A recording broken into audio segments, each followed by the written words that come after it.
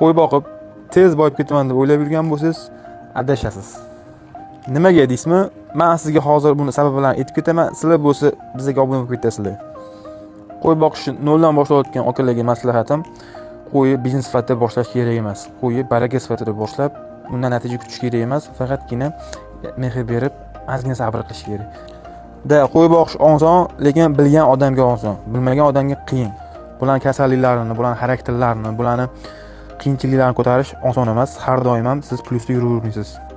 Qo'yni qarzga olib yoki bankdan kreditga olib boqib bo'lmaydi. Ortiqcha pulga sekin-astalik bilan boshlasangiz, o'shanisi yaxshi foyda beradi. Katta fermerlar ham, katta qo'ychilar ham zarar ko'rishadi. Nimaga?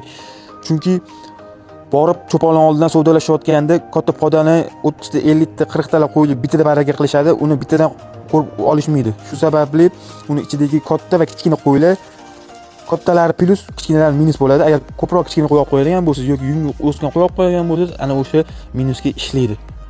Yana bitta sababi qimmat paytda qo'y olib, arzon paytda sotish. Hozirgi kunda yanvar, fevral, mart oylarida qo'ylar narxi qimmatlashgan payt. Ana o'sha paytda hamma qurbonlik uchun qo'ylarni tanlab olayotganligi uchun narxi ko'tarilgan. Shu sababli boqmaga qo'ylarni ham qimmat olib qo'yishadi va ertaga yil oxirida kelib sotaman deyishganda narxi tushgan bo'ladi. O'shanda minusga o'ynab qoladi. Ya'ni siz 4,5 milliondan qo'chqor olib turib, 1 yil yoki 6 oy boqib turib, uzoqqa borsa 5,5 sotishingiz to'g'ri kelib qoladi. Ana o'sha narsa sizga minusga olib keladi. Narx-navo temasi ochilganda etik-keching kerak bo'ladi. Qo'ylar narxi, mollar narxi qachon tushishi, qachon ko'tarilishini hech kim oldindan ayta olmaydi. Lekin bitta narsa aniq borki, to Qurbon hayitgacha bo'lgan periodda 3 oy, 4 oy davomida qo'ylar narxi baland bo'ladi. Sababi ko'pchilik insonlar, ko'pchilik odamlar men qo'y olib boqib qo'yaman, Qurbon hayitgacha deb narxlarni ko'tarish sabab bo'lishadi. Ana o'sha paytda narxlar ko'tariladi. Hozirgi kunda yanvar, fevral, mart oylarida, aprel oylarida qo'ylar narxlari ko'tarilish ehtimoli juda katta, ko'tarilish boshlayapti. Qachon tushadi? Qachon tushadigan payti bu Qurbon hayitdan keyin narxlar tashiydi, ancha tashiydi. Avgust, sentyabr oylarida ham narxlar ozgina tushadi. Sababi ko'plab cho'ponlar farzandlarining kontraktlarini to'lash uchun, super kontraktlarni to'lash uchun qo'ylarini, mollarini olib kelib sotishga majbur bo'ladi. Ana o'sha paytda narxlar tushadi. Yangi yil oldi narxi tashiydi. Yangi yil oldi ko'pchilik ro'zg'orlik qilish uchun, bozor qilish uchun qo'ylarini yoki mollarini so'yish uchun sotishadi. Ana o'sha paytda hamma mol so'ygani, hamma qo'y so'ygani, ot so'yganligi uchun, go'shtlar narxi tushganligi uchun qo'ylar narxi ham, mollar narxlari ham ozgina tashaladi. Lekin bu prognoz har doim ish beravermaydi.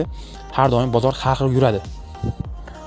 Keyingi sababi noto'g'ri qo'y tanlash va tanlangan qo'ylarga e'tibor bermaslik. Qo'ylar bitta kasal bo'lsa, juda katta vez tashlayveradi. Unga o'z vaqtida qarab, o'z vaqtida dorilar berib turmasangiz, kasal bo'lgani sababli sizni 1 oylik go'shingiz umuman o'zgarishsiz qoladi. Ya'ni 54 kilolik qo'chqor olgan bo'lsangiz, ya'ni 54 kilodan 1 oydan keyin 54 kilo sizga beradi. Ana o'shanda siz minusda bo'lasiz. Shunaqa holatlar kuzatilmasligi uchun, shunaqa bankrot bo'lmasligi uchun bizning kanalga obuna bo'lib qo'yinglar. Bundan yaxshi kontentli, foydali videolar chiqarishga harakat qilamiz. Alchori sizlar bilan.